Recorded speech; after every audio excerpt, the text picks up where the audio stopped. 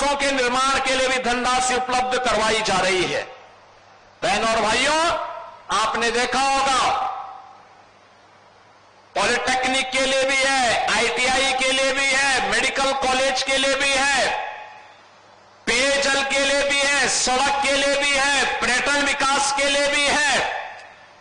हर एक कार्य के लिए अन्नदाता किसानों को सिंचाई की सुविधा मिले, इसके लिए भी धनराशि है। और कल ही आपने देखा होगा, कल ही केंद्रीय गृह मंत्री माननीय अमित शाह जी के हाथों से हम लोगों ने लखनऊ में उत्तर प्रदेश के 60,244 युवाओं को उत्तर प्रदेश पुलिस बल का हिस्सा बनाकर के नियुक्ति पत्र देने का काम भी किया है।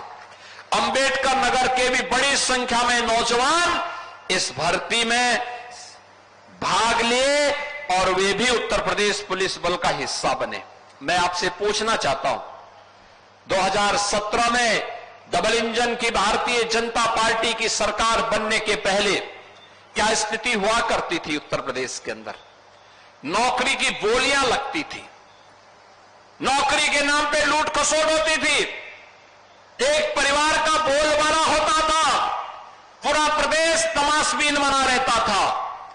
लेकिन अब योग्यता के आधार पर उत्तर प्रदेश के सभी नौजवानों का अधिकार नौकरी पर है और नौकरी के लिए जब आवेदन करता है तो उसकी योग्यता के अनुसार उसको नौकरी मिलती है। हमने कल 60,244 पुलिस कार्मिकों के लिए नियुक्ति पत्र लखनऊ में जारी किए। और अभी जब मैं यहां पर आया था, इस मंच पर आया था, डॉक्टर के नियुक्ति पत्र भी जारी किए, एएनएम के नियुक्ति पत्र जारी किए, आंगनबाड़ी के नियुक्ति पत्र जारी किए, रोजगार सेवक के नियुक्ति पत्र जारी किए। ये सभी नियुक्ति पत्र भी अपने हाथों से यहां पर हम लोगों ने देकर के उत्तर प्रदेश की नौजवानों के लिए, बेटियों के लिए नौकरी और रोजगार का एक रास्ता उपलब्ध करवाया है।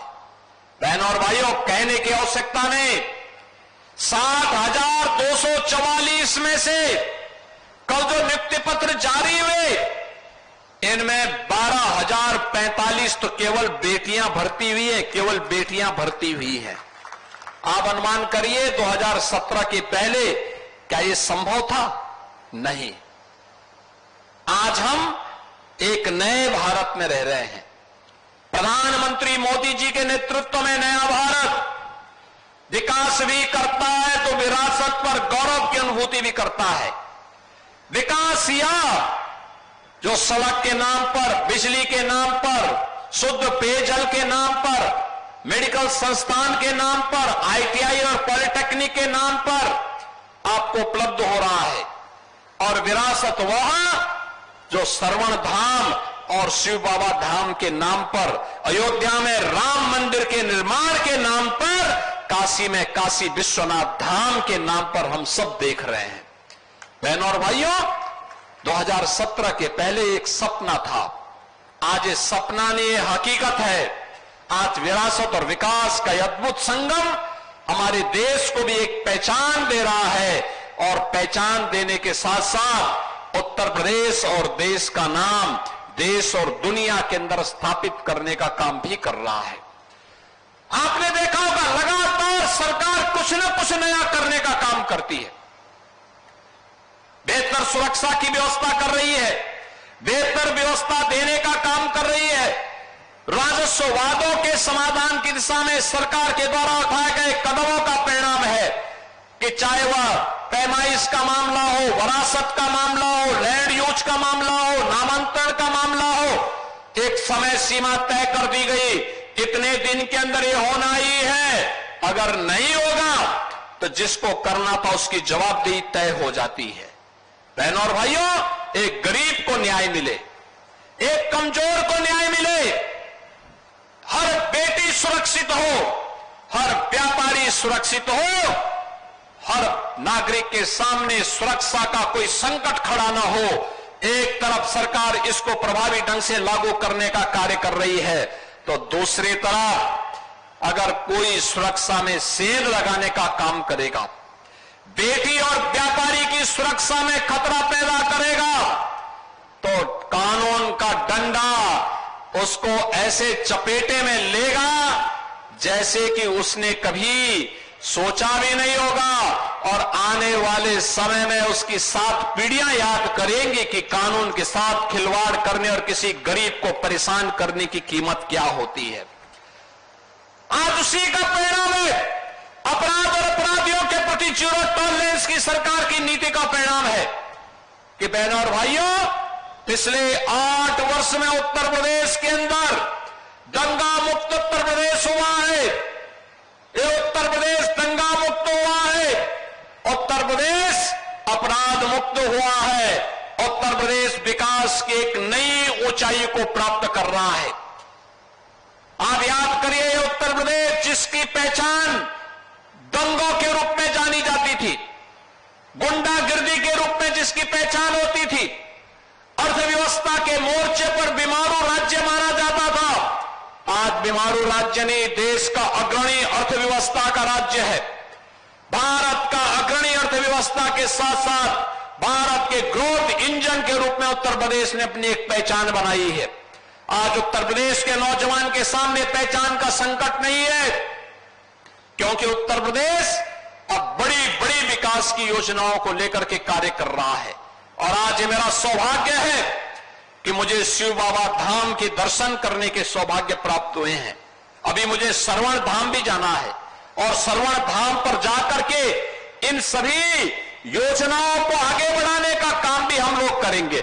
इन कार्यक्रमों को लेकर के अभी मेरे पास यहां के जनप्रतिनिधियों ने, श्री हरिओम पांडे जी ने और यहां के श्री धर्मराज निषाद जी ने मुझे इस बारे में कहा कि श्रवण बाबा धाम का जो बस स्टेशन है, ये बस स्टेशन का नाम, यहां पे अकबरपुर बस स्टेशन का नामकरण, इसका नाम अकबरपुर बस स्टेशन का नामकरण और यहां पर श्रवण धाम बस स्टेशन का नामकरण, इनके नामकरण करने के लिए इन्होंने एक मांग की थी। और मैं आप सबसे कहना चाहूंगा कि अकबरपुर बस स्टेशन का नाम तो शिव बाबा धाम के नाम पर होना चाहिए। और हम लोग टाडा बस स्टेशन का नामकरण स्वर्गीय जयराम वर्मा बस स्टेशन के नाम पर करेंगे। श्रवण बाबा धाम को हम लोग श्रवण धाम को एक अच्छे विरासत के विकास के साथ जोड़ने का काम करेंगे। याद करिए, रामायण काल के पूर्व का एक धाम है, मातृ पितृ भक्ति का एक धाम है। और यहां पे पांडे जी ने तहसील भीटी में एक अग्निशमन केंद्र और फायर ब्रिगेड की यूनिट के लिए भी मांग की है। आपकी प्रक्रिया पूरी हो गई है तो ये मान के चलिए कि स्वीकृत हो गया है और इसके शिलान्यास की तैयारी करवाइए। आपने नगर पंचायतों की मांग की है, ये सभी यहां की पूरी व्यवस्था का सभी औपचारिकताओं को पूर्ण करके भेज देंगे। तो अब ये प्रक्रिया प्रारंभ हो चुकी है। 20 से 25 हजार की आबादी की जो ग्राम पंचायतें हैं, नगर निकाय हैं या जो बाजार हैं, अगल बगल के क्षेत्रों को लेकर के उनको नगर पंचायत बनाया जा सकता है, बशर्ते वे लोग उस मानक को पूरा करते होंगे तो। और इसको हम लोग आगे बढ़ाने का काम करेंगे। बहनों और भाइयों, विकास की इस प्रक्रिया में हमें आगे बढ़ना है। कुछ लोग हैं जिन्हें विकास अच्छा नहीं लगता, उनके लिए उनका परिवार का विकास ही सब कुछ होता है। वो अपने परिवार से उभर नहीं सकते और परिवार के नाम पर जाति को निशाना बनाते हैं, जाति के नाम पर सत्ता में आते हैं, नंग तांडव करते हैं, जातिवाद के नाम पे समाज को बांटते हैं, पर्व और त्योहारों के सामने उत्साह और उमंग को फीका करने का काम करते हैं। हमें ऐसे लोगों को बेनकाब करना है और उन लोगों को विरासत और विकास की ताकत का एहसास कराना होगा जो डबल इंजन की सरकार, भारतीय जनता पार्टी की सरकार पिछले 8 वर्ष के अंदर उत्तर प्रदेश के अंदर करा रही है।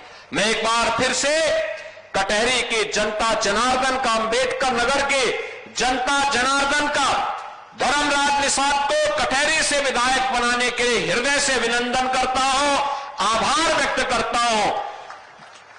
यहां पे 1184 करोड़ रुपए की परियोजनाओं के लिए अंबेडकर नगर वासियों को हृदय से बधाई देता हूं और साथ साथ 11,690 मुख्यमंत्री कृषक दुर्घटना बीमा योजना के अंतर्गत प्रदेश की सभी 350 तहसीलों में आज कृषक दुर्घटना बीमा के अंतर्गत वितरित हो रहे इन चेकों के लिए उन सभी परिवारों को बधाई देता हूं। उनके प्रति हमारी संवेदना भी है। मैंने जिलाधिकारी से यह भी कहा है यहां पर कि जो भी निराश्रित महिलाएं हैं, जिन्होंने अपने परिवार के कमाऊ सदस्य को खोया है,